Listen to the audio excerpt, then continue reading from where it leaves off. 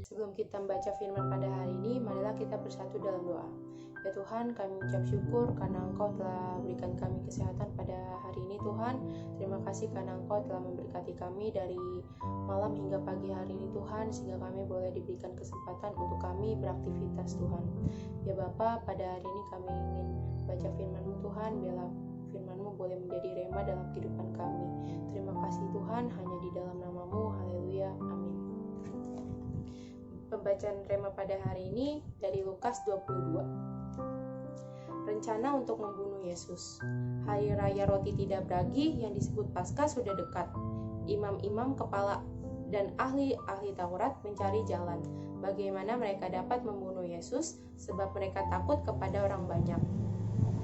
Yudas mengkhianati Yesus, maka masuklah iblis ke dalam Yudas yang bernama Iskariot, seorang dari ke-12 murid itu. Lalu pergilah Yudas kepada imam-imam kepala dan kepala-kepala pengawal bait Allah dan berunding dengan mereka, bagaimana ia dapat menyerahkan Yesus kepada mereka. Mereka sangat gembira dan bermufakat untuk memberikan sejumlah uang kepadanya. Ia menyetujuinya dan mulai dari waktu itu, ia mencari kesempatan yang baik untuk menyerahkan Yesus kepada mereka tanpa tahu orang banyak. Persiapan untuk makan Paskah. Maka tibalah hari Raya Roti Tidak Beragi, yaitu hari di mana orang harus menyembelih domba Paskah. Lalu Yesus menyuruh Petrus dan Yohanes, katanya, "Pergilah, persiapkanlah perjamuan Paskah bagi kita supaya kita makan."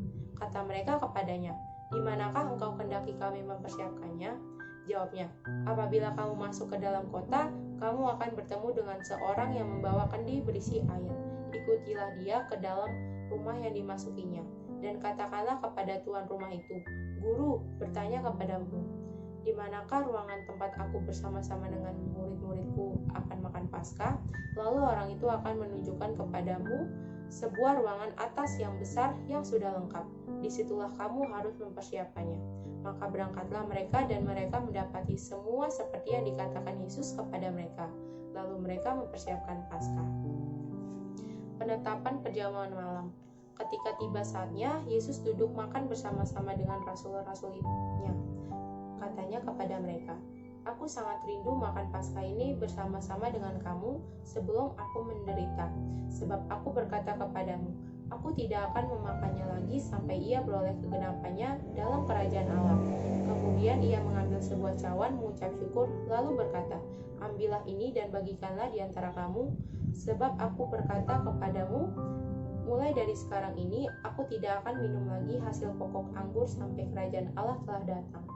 Lalu ia mengambil roti, mengucap syukur, memecah-mecahkannya dan memberikannya kepada mereka. Katanya, "Inilah tubuhku yang diserahkan bagi kamu, perbuatlah ini menjadi peringatan akan aku."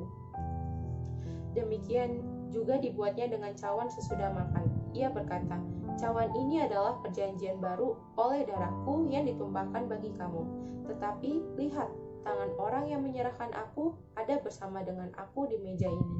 Sebab Anak Manusia memang akan pergi seperti yang telah ditetapkan.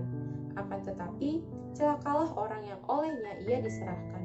Lalu mulailah mereka mempersoalkan, siapa di antara mereka yang akan berbuat demikian. Percakapan waktu perjamuan malam. Terjadilah juga pertengkaran di antara murid-murid Yesus. Siapakah yang dapat dianggap terbesar di antara mereka?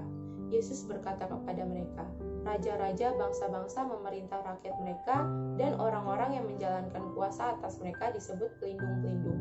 Tetapi kamu tidaklah demikian, melainkan yang terbesar di antara kamu hendaklah menjadi sebagai yang paling muda dan pemimpin sebagai pelayan. Sebab siapakah yang lebih besar, yang duduk makan atau yang melayani? Bukankah dia yang duduk makan? Tetapi aku ada di tengah-tengah kamu sebagai pelayan. Kamulah yang tetap tinggal bersama-sama dengan aku dalam segala pencobaan yang aku alami. Dan aku menentukan hak-hak kerajaan bagi kamu, sama seperti Bapakku menentukannya bagiku. Bahwa kamu akan makan dan minum semeja dengan aku di dalam kerajaanku, dan kamu akan duduk di atas tahta untuk menghakimi ke-12 suku Israel. Simon, Simon, lihat, iblis telah menuntut untuk menampi kamu seperti gandum. Tetapi aku telah berdoa untuk engkau, supaya imanmu jangan gugur, dan engkau, jikalau engkau sudah insyaf, "Kuatkanlah saudara-saudaramu," jawab Petrus. "Tuhan, aku bersedia masuk penjara dan mati bersama-sama dengan Engkau." Tetapi Yesus berkata, "Aku berkata kepadamu, Petrus, hari ini ayam tidak akan berkokok sebelum engkau 3 kali menyangkal bahwa engkau mengenal aku." Lalu ia berkata kepada mereka, "Ketika aku mengutus kamu dengan tiada membawa pundi-pundi bekal dan kasut, adakah kamu kekurangan apa-apa?" Jawab mereka, "Suatu pun tidak." Katanya kepada mereka, "Tetapi sekarang ini, siapa yang mempunyai pundi-pundi, hendaklah ia membawanya. Demikian juga yang mempunyai bekal, dan siapa yang tidak mempunyainya, hendaklah ia menjual jubahnya dan membeli pedang. Sebab aku berkata kepada kamu bahwa nas kitab suci ini harus digenapi padaku. Ia akan terhitung di antara pemberontak-pemberontak, sebab apa yang tertulis tentang aku sedang digenapi." Kata mereka, "Tuhan, ini 2 pedang." Jawabnya, "Sudah cukup." Di Taman Getsemani. Lalu pergilah Yesus keluar kota dan sebagai biasa ia menuju Bukit Zaitun. Murid-muridnya juga mengikuti dia. Setelah tiba di tempat itu, ia berkata kepada mereka, "Berdoalah supaya kamu jangan jatuh ke dalam pencobaan." Kemudian ia menjauhkan diri dari mereka kira-kira sepelempar batu jaraknya. Lalu ia berlutut dan berdoa, katanya, "Ya Bapakku, jikalau engkau mau, ambillah cawan ini daripadaku, tetapi bukanlah kehendakku, melainkan kehendak-Mu yang terjadi." Maka seorang malaikat dari langit menampakkan diri kepadanya untuk memberi kekuatan kepadanya. Ia sangat ketakutan dan makin bersungguh-sungguh berdoa. Peluhnya menjadi seperti titik-titik darah yang bertetesan ke tanah. Lalu ia bangkit dari doanya dan kembali kepada murid-muridnya. Tetapi ia mendapati mereka sedang tidur karena duka cita. Katanya kepada mereka, "Mengapa kamu tidur? Bangunlah dan berdoalah, supaya kamu jangan jatuh ke dalam pencobaan." Yesus ditangkap. Waktu Yesus masih berbicara, datanglah serombongan orang, sedang muridnya yang bernama Yudas, seorang dari ke-12 murid itu, berjalan di depan mereka. Yudas mendekati Yesus untuk menciumnya. Maka kata Yesus kepadanya, "Hai Yudas, engkau menyerahkan Anak Manusia dengan ciuman." Ketika mereka yang bersama-sama dengan Yesus melihat apa yang akan terjadi, berkatalah mereka, "Tuhan, mestikah kami menyerang mereka dengan pedang?" Dan seorang dari mereka menyerang hamba imam besar sehingga putus telinga kanannya. Tetapi Yesus berkata, "Sudahlah itu." Lalu ia menjamah telinga orang itu dan menyembuhkannya. Maka Yesus berkata kepada imam-imam kepala dan kepala-kepala pengawal bait Allah serta tua-tua yang datang untuk menangkap dia, katanya, "Sangkamu aku ini penyamun, maka kamu datang lengkap dengan pedang dan pentung. Padahal tiap-tiap hari aku ada di tengah-tengah kamu di dalam bait Allah, dan kamu tidak menangkap aku. Tetapi inilah saat kamu dan inilah kuasa kegelapan itu." Petrus menyangkal Yesus. Lalu Yesus ditangkap dan dibawa dari tempat itu. Ia digiring ke rumah imam besar, dan Petrus mengikut dari jauh. Di tengah-tengah halaman rumah itu, orang memasang api dan mereka duduk mengelilinginya. Petrus juga duduk di tengah-tengah mereka. Seorang hamba perempuan melihat dia duduk dekat api. Ia mengamatinya, lalu berkata, "Juga orang ini bersama-sama dengan dia." Tetapi Petrus menyangkal, katanya, "Bukan, aku tidak kenal dia." Tidak berapa lama kemudian, seorang lain melihat dia, lalu berkata, "Engkau juga seorang dari mereka." Tetapi Petrus berkata, "Bukan, aku tidak."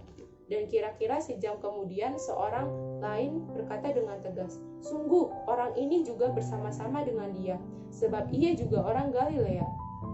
Tetapi Petrus berkata, "Bukan, aku tidak tahu apa yang engkau katakan." Seketika itu juga, sementara ia berkata, berkokoklah ayam. Lalu berpalinglah Tuhan memandang Petrus, maka teringatlah Petrus bahwa Tuhan telah berkata kepadanya, "Sebelum ayam berkokok pada hari ini, engkau telah 3 kali menyangkal aku." Lalu ia pergi keluar dan menangis dengan sedihnya. Yesus di hadapan mahkamah agama. Dan orang-orang yang menahan Yesus mengolok-olokkan dia dan memukulinya. Mereka menutupi mukanya dan bertanya, "Cobalah katakan siapakah yang memukul engkau?" Dan banyak lagi hujat yang diucapkan mereka kepadanya. Dan setelah hari siang berkumpullah sidang para tua-tua bangsa bangsa Yahudi dan imam-imam kepala dan ahli-ahli Taurat, lalu mereka menghadapkan dia ke mahkamah agama mereka. Katanya, "Jikalau engkau adalah Mesias, katakanlah kepada kami." Jawab Yesus, "Sekalipun aku mengatakannya kepada kamu, namun kamu tidak akan percaya. Dan sekalipun aku bertanya sesuatu kepada kamu, namun kamu tidak akan menjawab. Mulai sekarang, Anak Manusia sudah duduk di sebelah kanan Allah yang Maha Kuasa." Kata mereka semua, "Kalau begitu, engkau ini anak Allah." Jawab Yesus, "Kamu sendiri mengatakan bahwa akulah anak Allah." Lalu kata mereka, "Untuk apa kita perlu kesaksian lagi? Kita ini telah mendengarnya dari mulutnya sendiri." Mari kita bersatu dalam doa. Tuhan, kami mengucap syukur karena Engkau telah berikan kami kesempatan untuk kami boleh membaca firman-Mu Tuhan. Sebentar kami ingin memulai hari-hari kami Tuhan.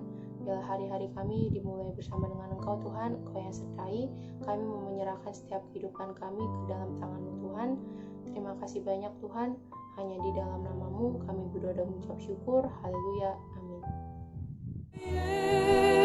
Yesus,